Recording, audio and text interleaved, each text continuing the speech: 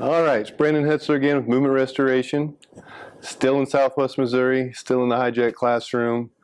Still wondering if I'm going to have to take off running if security finds me here, but it's what we do. We live on the edge sometimes. We're going to talk about Rotary Stability Fix. If you don't know what RS means, go to Functional Movement's website, www.functionalmovement.com. Get more information on the FMS. They've got lots of resources there that can help you out, figure out what I'm talking about. Not going to get into the why, the logic behind the progression that we're going to go through. We're just going to go through the how, the specific drills that we use. Now, these specific drills that we use, just unlike some of the other previous videos we've done, these drills probably going to change because it's not the drill that's important, it's what you get from the drill, and it's the progression that you follow in the sequencing of what you go through. So if you think these drills are awesome and you want to use these drills for the next 10 years, wonderful. If you think these drills are crap, but you see what we get out of the drills, and you want to interchange some of your own stuff, wonderful. That's what we want you to do. If you really want to know how to do that, come to one of our workshops and we'll take you through the entire logic behind this. But that's more than I can squeeze into a 4 or 5 minute video. So like I said, we're going to talk about Rotary Stability Fix. First thing we're going to do is get into the Jade Drill. Everybody should be familiar with the Jade Drill.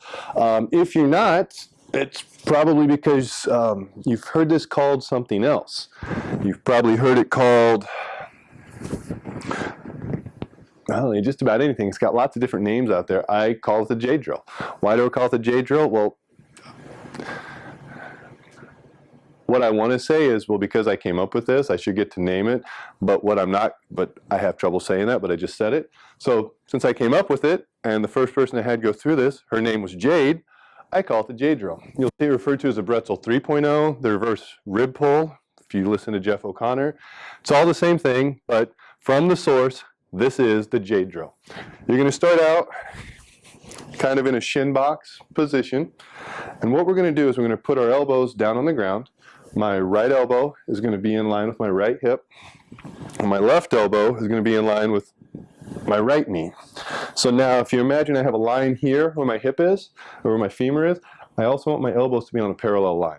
So not this, it's not a pigeon pose, or I think that's what it's called in yoga. We're going for elbows parallel to the knee and the hip. Now, for some people, this is as far as we need to go. I want the shoulders to be as square as possible, so we don't want anything like this. But I want my shoulders flat with the ground. For a lot of people, this is where we're going to stop, and that's fine.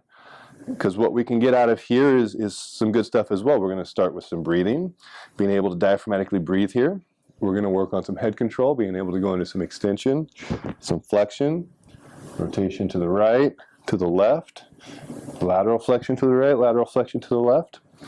If this isn't that bad for you, then what we're going to do is we're going to work our elbows out, and we're going to lower ourselves down to the ground. We're going to work through some breathing here, nice and relaxed through the diaphragm. You notice my head's turned off to the left side, and my ear's flat. I should easily be able to get my head turned to the other side with that ear flat. Same thing, work some diaphragmatic breathing. We can push down into the ground to drive my right shoulder up off the ground to get even more spinal rotation. Notice I didn't say thoracic rotation because that rotation is coming from the entire functional unit of the spine, from my sacrum all the way down to the base, up to my head. And really where I feel that, left SI area. But I may or may not have prepped appropriately for these videos beforehand. Doesn't necessarily mean that's where you're going to feel it. So that's the Jade Drill. Spend a little bit of time, 2-3 minutes on each side until that's nice and relaxed. If you can only go to your elbows, only go to your elbows. If you can get all the way flat down on the ground, all the way flat down on the ground. If you want to call it the Bretzel 3.0 or the reverse rib pull, I really don't care. Supine kettlebell lift stability series. We're going to be in supine. We're going to need a kettlebell. And what we're going to do, we're going to start out, we have 3 positions that we can have the kettlebell in. Directly above the top of our head, over one shoulder, over the other shoulder. We're going to start with the bell above our head. going to start out feet flat, and I want a nice neutral spine. So my sacrum should be flat, a little bit of lordosis in the lumbar spine, a little bit of kyphosis, and a little bit of thoracic kyphosis, and some more lumbar lordosis. If you have somebody that, when we put them in supine and they're relaxed, their chin angle's not pointed straight up, and their chin angle's pointed back like this, and you just see this tension here, you got some work to do. They don't have the functional range of motion to get into this. So you have two choices. You're going to need to do the work, but you can also give them a little bit of a crutch as you're working through that. Bring ground to their head, bolster them with, I have an Airex pad, you can use a towel, a pillow, whatever, until we get that chin angle so they're pointed straight ahead. Take this tension off. But if you do that, that can't be your final solution on how to fix it. That's got to be a crutch as you're addressing the mobility stuff. Come on, work with me. So, supine kettlebell lift series. We're going to start with the bell right above my head. Elbows are tight. I'm going to unload the bell from the ground. Notice I'm not lifting all the way up here. I really just want to lift this enough to where the bell's off the ground. I'm going to complete a diaphragmatic breath. And I'm going to bring it back down to the ground. 1 rep at a time. I'm going to bring it up, diaphragmatic breath, and let it out. Should be able to turn my head to the right, do the same thing. I should be able to turn my head to the left and do the same thing. I can bring the bell down to one shoulder, where it's just above one shoulder, where now I'm starting to get a little bit of dissociation, which if we remember back to what we're fixing, rotary stability, I can go through and do the same thing, where I now lift, diaphragmatically breathe, and let it out. I can move it over to the other side, same thing, diaphragmatically breathe, let it out. So we've worked on breathing. I can turn my head as I'm going through this. We've done breathing, we've done head control. As we lift the bell, that is our pushing down. What comes next in the stabilization sequence is perturbation. So we're fixing rotary stability. I am having my upper body turned off to the right. So if we were actually working on this pattern, what's happening is it's this elbow that's coming down, this knee that's coming up. I'm not going to pattern the movement. What I want to do, though, is get this shoulder, this hip, working in conjunction with each other. So what I'm going to do, I'm going to lift up, and now I want to just bring this knee up off the ground, foot up off the ground, and complete that breath cycle. Switch to the other side. Now it's going to be the opposite. I'm going to unload the bell from the ground, unload my foot from the ground, complete a breath cycle. As we do that, we get a giant weight shift that's taking place. I want to be able to control that because in quadruped, as soon as I unload, I need to be able to control that weight shift. Here, the ground's giving me a little bit extra stability, so it makes it a little bit easier to control that weight shift because I don't have to program as much stability because the ground's doing it for me. And it's all about starting where we need to start for this, and the ground's a great place to start. Prone kettlebell push-pull series. Stole this one from Jeff O'Connor. I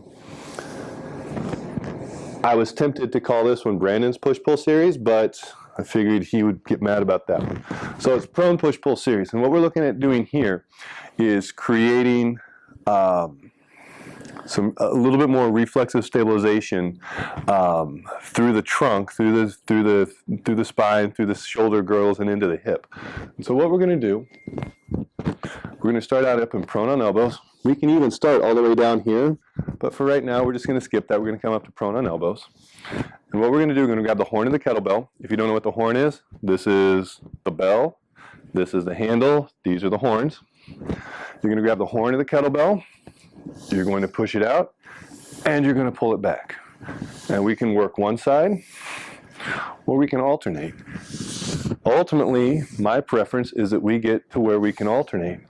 Because I don't know if you can see what's happening at my hips.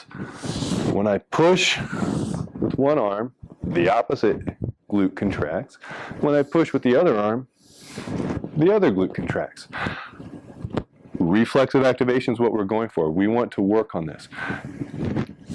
We have lots of different options that we can go through with this. But in essence, what we want is we want to, again, get left arm right hip, so left shoulder, right hip working together, right shoulder, left hip working together, and this is a great way. We have an implement that we're pushing down into, but because I can generate enough strength to overpower the load of this implement, now it turns into a perturbation, and we get an even larger weight shift, which then facilitates even more proximal stability, which is what we're going for in quadruped. In our rotary stability drill, we need to have proximal stability. We need to have a stable, organized spine to express our distal mobility, the perturbations. Inline, really short quadruped lift. I'm not the most original when I name these. So if you don't know what it means, that's what I'm going to show you. So inline, really short quadruped lift. So quadruped. We talked about how this was short quadruped. What we're going to do is we're going to get into really short quadruped. So what we're going to do, we're going to take my right elbow and we're going to put it in contact with my left knee. So here, my right knee is going to go just on the end of my left big toe, and then my left elbow is going to come up here right next to this hand. So if you look here, now I'm on one, instead of being on a pair of train tracks, I'm on one single train track. And now what we want to be able to do is take this front arm, palm up, full extension, and I want to be able to lift. Things turn on. I also want to be able to do the same thing on that back leg. So my right leg, I want to be able to extend that knee, unload as I do this, and I want to maintain my shoulders from tipping side to side. Now, if you can get to where you can lift that left arm and that right leg at the same time, wonderful. I got some work to do. But again, what we're looking for is we're now looking to get some more of the, we're looking to use those perturbations to further increase the stabilization that we get of our midsection and of our trunk. Quadruped push-pull series. Well, if you paid attention to about 2 minutes ago when we did the prone push-pull series, quadruped push-pull series is very similar. We're just going to operate out of quadruped. Same thing, we're going to get into good quadruped. We're going to grab the horn of the bell, and we're going to push it out and pull it back in. This one, I think it works a little bit better if we start out. We can pull it in and push it out and switch at that out part. That's how I teach it. If you like it a different way, you can do that a different way. Same thing, we're looking to not let a lot of shoulder motion take place. We don't really want any movement in our hips. We can also start working where this shoulder and my right hip are working together. So now I'm here, I'm going to have my left knee, my right hand be my points of stability. So what I can start to do is unload this right knee as I push and as I pull. And then unload my left knee as I push, as I pull. I can then take this back into half quadruped or half quadruprone. If you watch previous videos, you know what that is. If you don't, watch the previous videos where we now go into half quadruprone and do the same thing.